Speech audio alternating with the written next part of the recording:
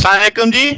आज का लेक्चर हमारे पास application of first law thermodynamic for a close system ही चल रहा है। आज हम देखेंगे कि आइसोथर्मल प्रोसेस क्या होता है।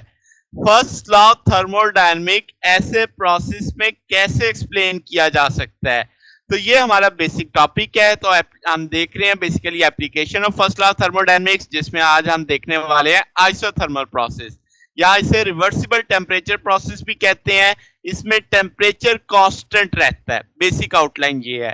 तो एक ऐसा प्रोसेस जो कांस्टेंट टेम्परेचर के साथ होगा उसे हम आइसोथर्मल प्रोसेस कहेंगे, या आप इसको और ज्यादा डीप कह सकते हो कि एक ऐसा प्रोसेस जिसमें टेम्परेचर या इंटरनल एनर्जी सिस्टम की कांस्टेंट रहे उसे हम आइसोथर्मल प्रोसेस कहते हैं। ठीक है, तो इसका क्या मतलब समझ आया कि आइसोथर्मल प्रोसेस में टेम्परेचर में बदलाव नहीं आएगा, टेम्परेचर का बदलाव जीरो होगा, यानी जो शुरू में टेम्परेचर वही एंड पे टेम्परेचर। तो इसी को आप ऐसे कह सकते हो इंटरनल एनर्जी में भी बदलाव नहीं आएगा।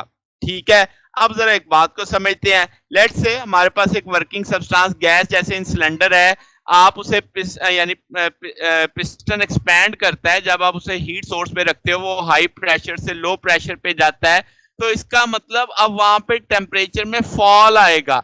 जैसे इसका मतलब पार्टिकल दूर दूर हो जाएंगे, कोलिजन कम होगी, टेम्परेचर गिर जाएगा। तो मुझे तो टेम्परेचर कांस्टेंट रखना है।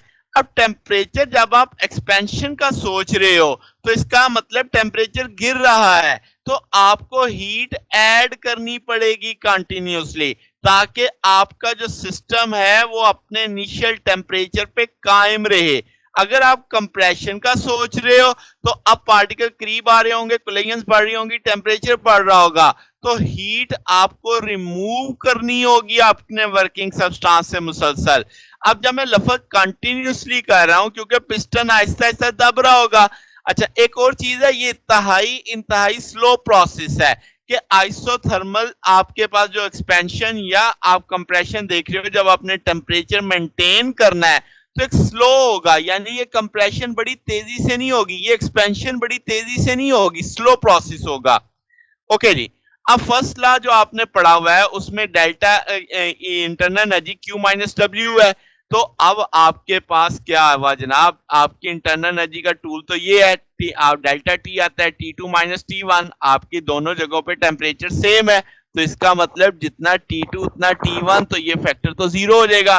तो इंटरनल एनर्जी की जगह जो चेंज था मैंने जीरो डाल दिया, Q माइनस W से Q बराबर W क्या आ जाएगा। अब वर्क डन अगर हम आइसोथर्मल में देखें तो P dV है, आप जानते हैं P is equal to nRT over V आ जाएगा। अब N, R और T तो कांस्टेंट है, इंटीग्रल से बाहर निकाल लेंगे, dV ओवर V आ जाएगा, नेचुरल VF ओवर VI आ जाएगा। तो ये वर्क डन आ गया आइसोथर्मल प्रोसेस में, हमने पहले भी इसे कैलकुलेट किया हुआ है। अब इसका मतलब फर्स्ट लॉ की शक्ल जो Q बराबर W था, हीट यानी सारी की सारी एक ही काम कर रही है, यानी वो वर्क में जा रही है। सिस्टम जो वर्क कर रहा है, यानी हम सिस्टम को हीट दे रहे हैं और सिस्टम हमें वर्क करके दे रहा है, तो वो वर्क कितना होगा उसका टूल अब हमें पता चल चुका है। फर्स्ट लॉ की शक्ल ये बन जाएगी कि Q बराबर है W के, और W की वैल्यू आप nRT natural VF over VI जानते हैं। अब आप चूंकि जानते हैं टेम्परेचर कांस्टेंट है तो प्रेशर और वॉल्यूम का हासिल ज़रूर कांस्टेंट रहेगा बॉयल्स लॉ के अकॉर्डिंग। तो PI VI बराबर होगा PF VF के, तो यहां से VF और VI की रेशियो को साबित किया जा सकता है PI ओवर PF। तो यही टूल इस तौर पे भी लिखा जा सकता है कि nRT natural PI over PF के तौर पे भी लिखा जा सकता है। तो ये अब हमारे पास फर्स्ट लॉ की शक्ल आ गई जब हम आइसोथर्मल प्रोसेस के लिए देखेंगे।